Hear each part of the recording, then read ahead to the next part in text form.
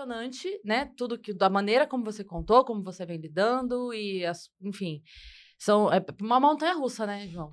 Cara, é literalmente montanha-russa, assim. E parece que eu tô num constante looping, assim, sabe? Que eu não consigo perder o fio da barriga. Uhum. Que de dezembro pra cá, de repente, tudo que eu sabia sobre mim, sobre a minha família, simplesmente nada era verdade. Então eu tô reaprendendo o meu contexto, reaprendendo quem eu sou, reaprendendo quem eles são, e isso tudo foi muito intenso, né? Está sendo muito intenso, Uhum. porque foi num intervalo de tempo muito curto, né? Então, tem 4 meses que eu simplesmente descobri que nada era Tipo, verdade. se um dia você for dormir com Uhum. uma realidade Exatamente. que depois não existia mais.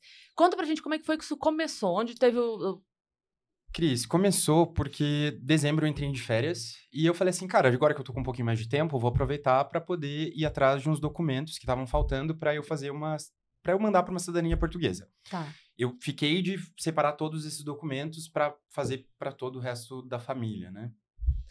Só uma coisa, É só isso que eu ia perguntar pra também. gente, a família, vamos, Isso. segura aí, então vamos voltar umas 10 casinhas pra trás, Combinado. só pra gente entender assim, você nasceu onde, como é que foi, conta, dá uma prévia pra gente, assim, Bom, dessa história a da minha família. história, de acordo com o que eu sabia até 4 meses atrás, era que eu nasci em Guarapuava, que é uma cidade do interior do Paraná, em 19 de janeiro de 1996. Supostamente eu tinha um pai e uma mãe do Rio Grande do Sul, um pai também do interior do Paraná. E, cara, sempre me contaram. A minha mãe sempre contou uma versão da vida dela em que ela era filha única, os pais tinham falecido antes de eu nascer. Então, eu nunca conhecia ninguém da família dela.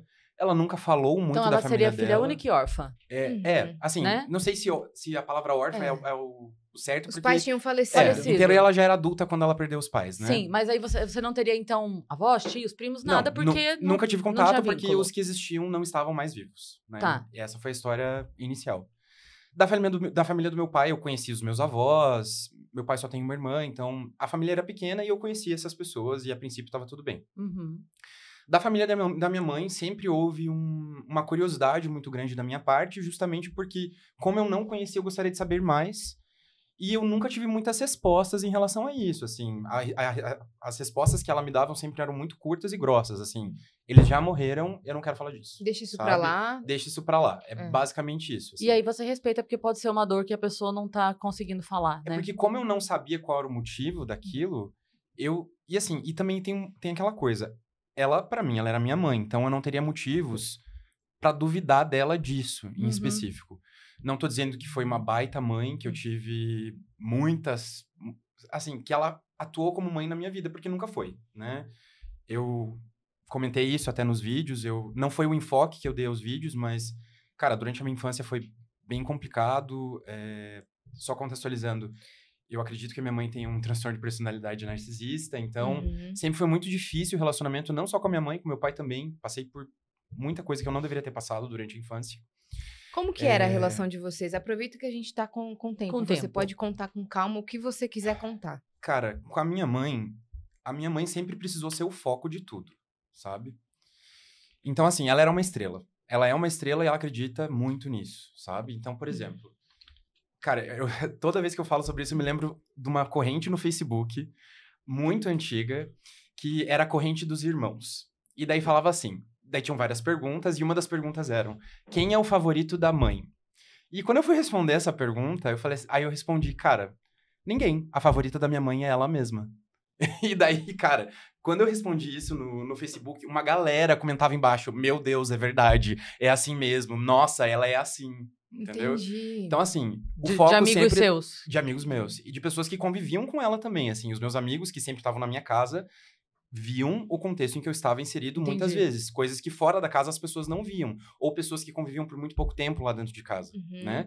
Porque não era a imagem que eles gostariam de passar, Entendi. certo? Então, perto das pessoas era diferente. Era totalmente diferente. Tanto é que tem muitas pessoas que vão poder falar pra ti assim, cara, eu nunca imaginei que isso acontecia. E eu entendo. Porque, de fato, não era a imagem que eles gostariam de passar. Porque a imagem era muito importante pra eles. Pra eles, a imagem é mais importante do que os fatos, do que o que realmente acontecia, né? Então, não importava se em casa a situação era horrível, se eu era muito maltratado, se ninguém se dava bem dentro da família. O que importa é que fora de casa, todo mundo vai acreditar que é uma família margarina, de pessoas muito bem-sucedidas, de filhos muito bem-sucedidos, entendeu? Então, o que importa mesmo sempre foi a imagem, nunca foi o fato. Você tem né? uma irmã. Eu tenho uma irmã. Tá, Tenho uma irmã vocês mais são em nova. 2. Isso. A minha irmã mais nova, ela é sabidamente adotiva, né? Ela já chegou um pouco mais velha lá em casa também, então ela não veio beber. Ela sabe do contexto dela, ela sabe de onde ela veio, né? E, cara, eu queria muito um irmão, assim. Eu passei 10 anos da minha vida sendo filho único.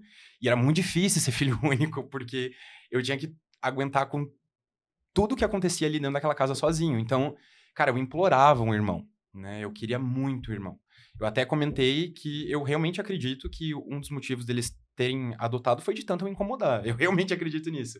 Mas se engana a pessoa que acredita que é só por causa disso que eles adotariam uma criança. Até porque a minha opinião nunca foi tão relevante assim dentro de casa, né? Então, enfim, só pra contextualizar uma coisa que o pessoal no TikTok até falou assim, tipo, ai, é só uma criança mimada, tu encheu o saco deles até conseguiu o que queria, entendeu? E não é isso, assim, ninguém ia adotar uma criança só porque uma criança incomodou. Entendeu? E você acha que tem o quê por trás disso? Cara, eu tenho Da certeza irmã? que realmente...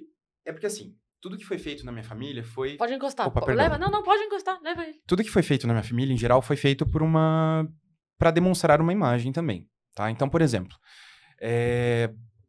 ter filhos, e em especial ter um filho biológico, é o que se espera de uma dama, de uma senhora de família, entendeu? Então... poder gerar uma prole, assim. E, claro, isso vem, tipo, de machismo estrutural, de expectativas que a sociedade gera em relação a uma família, de uma família tradicional, né? Então, esse foi o motivo de eu ter vindo.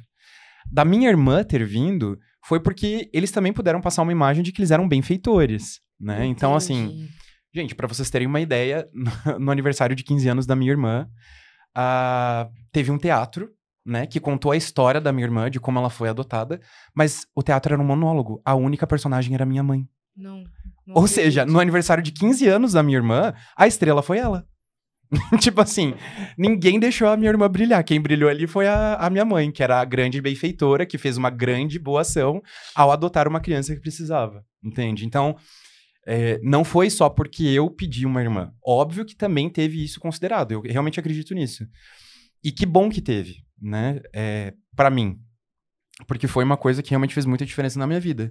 Ter a minha irmã foi uma coisa que faz diferença na minha vida. É a pessoa que eu mais amo na minha vida. Então, cara...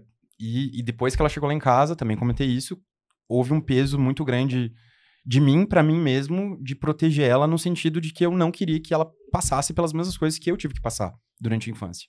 Infelizmente, eu não consegui proteger ela de tudo, né? Mas foi mais tranquilo pra ela, você Foi. acha? Foi mais tranquilo. Primeiro porque ela não tava sozinha, né? Eu tava sozinho desde sempre. Sim. Não tinha ninguém ali pra me defender. Eu tinha, muitas vezes, babás que me defendiam. Inclusive, eu tive uma mensagem de uma babá que me mandou. E ela falou assim, filho, eu não sei se tu lembra de uma vez que teu pai queria te bater e eu mandei tu correr, te esconder e me coloquei na frente dele. Então, assim... eu tive a ajuda dessas pessoas, mas não houve uma pessoa constante ali que tivesse o tempo todo do meu lado pra me proteger de coisas que quando eu tinha 4, 5 anos eu não podia me defender, né? A diferença de idade de vocês? Nós temos 6 anos de diferença. Já era Uma uma boa grande diferença. diferença, né? E quando ela chegou, eu já tinha 10 anos, né? Então, aquilo que eu comentei, eu tinha 10 anos, fui 10 anos filho único, né? Ela chegou, eu já tinha uma noção muito daquilo que estava acontecendo, assim, sabe? E o problema maior em relação da minha relação com os meus pais foi justamente quando eu comecei a ter opinião, né? Então, porque enquanto eu era bebê, enquanto eu era 100% dependente e não podia omitir opiniões ou fazer algo que eles não queriam, eu realmente acredito que tivesse tudo bem. Você era manipulável também. Então assim, eu acredito que quando eu era bebê, eu realmente não dava tanto problema pra eles. Então, provavelmente não existiam muitos atritos. Eu não acho que eu fui um bebê que foi maltratado, que, sei lá, que deixou de ganhar algum tipo de cuidado. Não.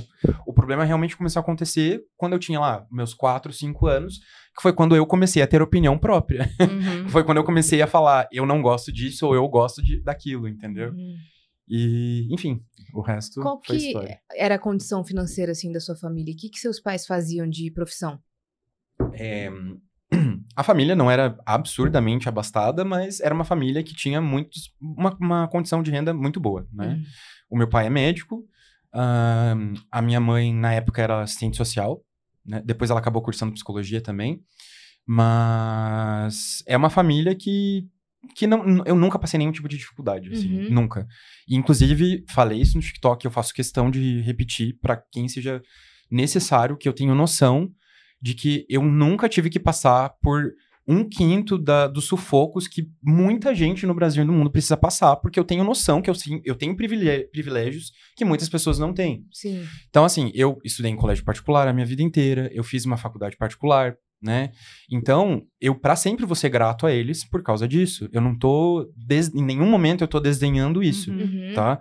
É que são coisas muito diferentes, né? Tipo, Absolutamente. A questão emocional, do afeto, do carinho, da maternidade, de você se sentir parte de uma família, de vínculo emocional, e o financeiro, né? Exatamente. Então, assim, a gente sabe que tanto independe que tem pessoas paupérrimas, que tem proximidade emocional e na mesma situação que não tem, assim como tem pessoas trilhardárias que têm vínculo emocional e que não tem. Então, assim, não é uma condição, né? Não tá vinculado de forma alguma. E não exclui, né? Não é excludente. Exato. Nada disso anula o fato de você ter descoberto uma rede de mentiras e estar profundamente machucado, né? Porque o pessoal nos comentários deve ter falado isso. Ah, mas você nunca nem sofreu nada, e não sei o quê. Você tem que ser grato a eles. Assim, eu vou ser bem sincero, eu fico muito feliz porque o hate foi muito menor do que eu imaginei que fosse ser, sabe?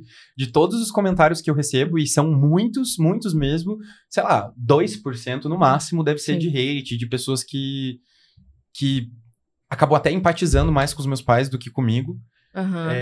Mas assim, cara, isso realmente não me afeta porque eu vejo que realmente é 2% de pessoas que não estão... Talvez pelo fato tipo de de que coisa, hoje em dia a gente tem uma consciência um pouco maior do valor que tem o afeto, né? Talvez antes fosse uma coisa mais tipo assim, sabe?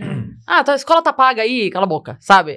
Eu acho que hoje a gente tem um pouco mais de consciência do estrago que pode fazer numa criança. Tem muito mais, a gente conversou com a Psimama aqui, a gente tem muito mais consciência Patariana de que... Rocha. Exato. Então, assim, talvez hoje as pessoas estejam um pouco mais conscientes da importância que tem isso pra não ridicularizar alguém que coloca isso como, tipo assim, isso era importante pra mim e eu não recebi. Eu não tô falando nada sobre não ter sido bem cuidado financeiramente. Eu tô falando que eu não tive vínculo familiar.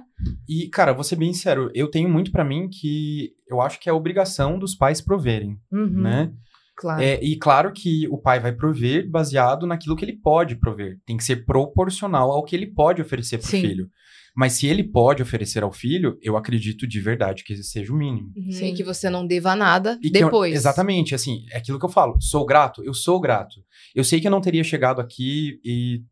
Cara, talvez eu não tivesse tido a capacidade de conseguir me expressar e falar no TikTok aquilo que eu tava sentindo ou o que eu... a mensagem que eu quero passar. Se eu não tivesse tido essas condições. Então, claro, eu sou grato por isso. E muito do que sou hoje é por causa disso também. A minha profissão, o meu estudo, o qual eu valorizo e gosto muito. Então, assim, eu tenho essa noção, entende? Eu só acho que não pode ser uma moeda de troca. Sim. Do tipo, eu paguei isso pra ti, mas agora tu tem que aguentar aí com qualquer merda. Sim. Pode. Pode. Com qualquer merda que eu tenha que falar, entendeu? Então, o que eu quero fazer contigo. A gente pode fazer um paralelo disso para situações que são mais conhecidas, vamos dizer assim, da sociedade, que são relacionamentos abusivos. Então, assim, não é porque o cara trabalha e paga as contas da casa que ele pode bater na mulher. Então, né? Então, assim, se você pegar por esse lado, você vai entender um pouco melhor essa diferença que a gente tá falando sobre o lado financeiro e o vínculo afetivo, né?